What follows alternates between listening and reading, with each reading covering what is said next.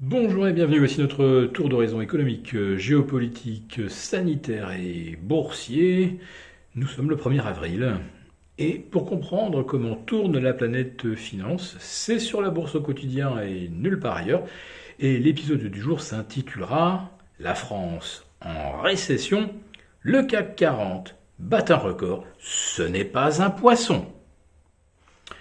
Bon, je vous ai quitté hier en vous disant j'espérais avoir de meilleures nouvelles pour vous. Alors, des nouvelles, il y en a effectivement des bonnes et des mauvaises. Alors, on va commencer par la mauvaise, c'est que malheureusement, j'avais raison hier. Nous allons être confinés officiellement pour 4 semaines. A priori, mieux vaut partir sur une hypothèse de 6. Car ce confinement, comme je vous l'expliquais hier, était quasiment inéluctable, non pas du fait de l'inconduite et de l'inconscience des Français qui ne respectent rien.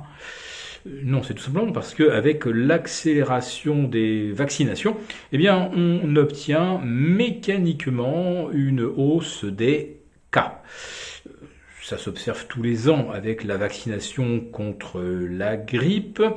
Et ce n'est pas différent avec le vaccin contre le Covid, qui est un virus variant, comme la grippe.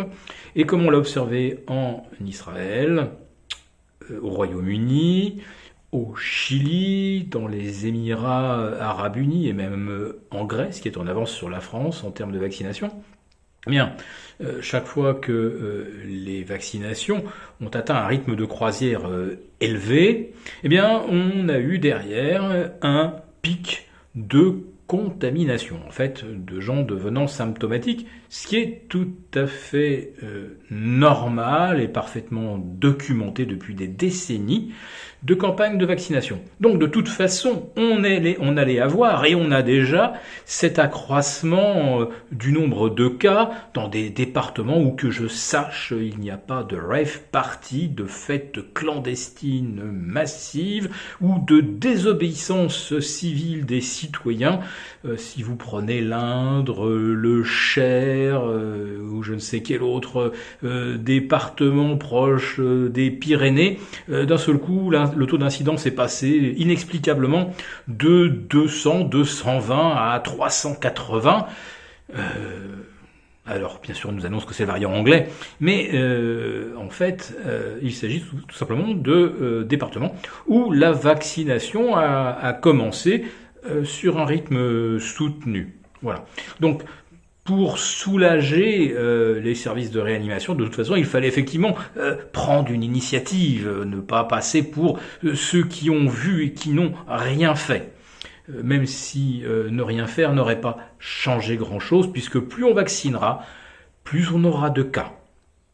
Donc la France va être confinée au minimum 6 semaines, puisque le pic épidémique devrait être atteint probablement fin avril. Donc il sera beaucoup trop tôt et avec des courbes qui s'envoleront pour déconfiner. Donc le deuxième trimestre 2021 sera un trimestre de récession forte en France. Ça sera le seul endroit au monde qui sera comme ça. En Europe, on devrait pouvoir sauver le trimestre, mais en France, on va aligner un troisième trimestre de récession. Et je le répète, sévère, ça pourrait aller jusqu'à moins 10%. Et ça n'empêche pas la Bourse de Paris de battre un nouveau record. Oui, je vous avais dit qu'il y avait des bonnes nouvelles. Eh bien voilà, maintenant nous allons rester dans le domaine des bonnes nouvelles.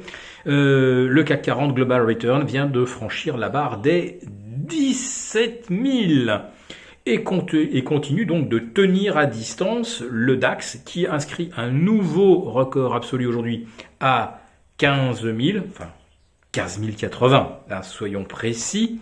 Donc 17 000 sur le CAC, 15 000 sur le DAX, et peut-être ce soir les 4 000 enfin sur le S&P 500, puisqu'à l'instant où j'enregistre, nous sommes à 3 995,5 avant l'ouverture des marchés US. Allez, un petit effort et nous pourrons donc inscrire les 4 000 à la veille du pont de Pâques. Alors aux États-Unis, ça commencera en fait vendredi soir, puisque Les marchés US seront ouverts demain, pas les places européennes qui fêteront le vendredi saint. Alors c'est vrai que si le CAC de son côté parvenait également à atteindre les 6100 d'ici ce soir, qu'on partirait le cœur léger. Enfin, un CAC à 17 000 quand la France va s'enfoncer dans la récession, quand on va fermer entre 150 000 et 200 000 commerces où on n'a jamais observé le moindre cluster, ni foyer de contamination. Donc tout cela va coûter 2,75 milliards d'euros par semaine. Donc il y en aura probablement 6. Donc moi je pars sur une hypothèse de 16 milliards de coûts de ce confinement, plus les recettes fiscales qui ne rentreront pas avec une économie au ralenti. Bon, tout ça va nous coûter probablement 25 milliards, mais on n'est plus à ça près. Et puis qu'est-ce que c'est que 25 milliards par rapport aux 2000 milliards de plans de soutien présentés hier soir par Joe Biden? C'est presque anecdotique. 25 par rapport à 2000, on est à 0,01%.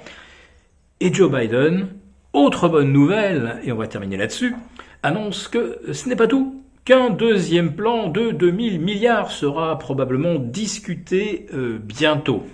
Plus les 5400 milliards déjà injectés en 2020, nous serons donc proches des 10 000 milliards de soutien à l'économie américaine. Joe Biden a raison, c'est un effort que l'on ne voit qu'une fois par génération. Non, même pas. C'est du jamais vu. Injecter pratiquement 50% du PIB américain en l'espace de 18 mois, ça ne s'est évidemment jamais vu ni aux États-Unis, ni nulle part ailleurs dans le monde. Alors je ne sais pas comment le dollar résiste encore, mais je crois que bientôt on entendra à nouveau parler de l'or.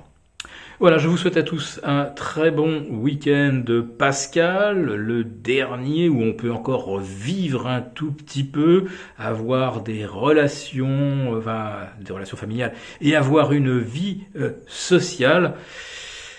Après, espérons que le beau temps nous aide à supporter ça.